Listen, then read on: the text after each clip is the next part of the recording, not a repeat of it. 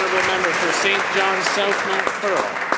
Mr. Speaker, the tragedies in Newfoundland and Labrador as the result of inadequate search and rescue continue to mount. The latest victim is 14-year-old Burton Winters of Makkovik Labrador.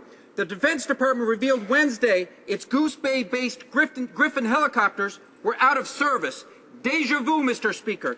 In 2009, when the Cougar helicopter went down off Newfoundland, the Gander-based Cormorants were in Nova Scotia and also unavailable. Mr. Speaker, how many more tragedies before search and rescue problems are finally addressed?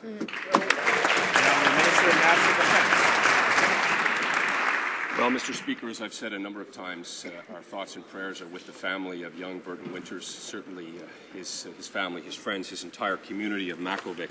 And officials were in Newfoundland yesterday providing a detailed analysis of the circumstances around this tragedy. A full investigation has now been completed, Mr. Speaker, and we have a much greater understanding of the timeline and the way that these tragic events unfolded.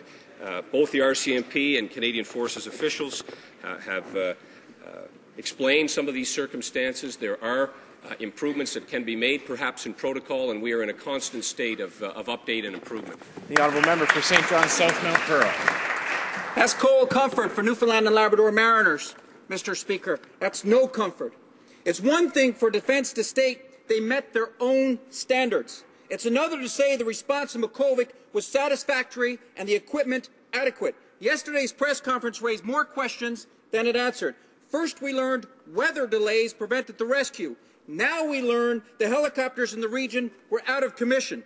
What's the real story here? Mr. Speaker, will this government finally fix search and rescue? Will this government finally fix what's broken?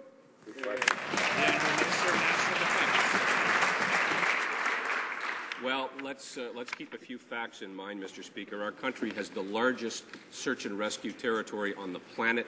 We have dedicated SARTECs who do their best each and every time. And as officials said yesterday, and the member has just repeated, the weather in Makkovik, in fact, was a factor. When the first call came in, and it impacted on officials' decisions as to when to dispatch aircraft.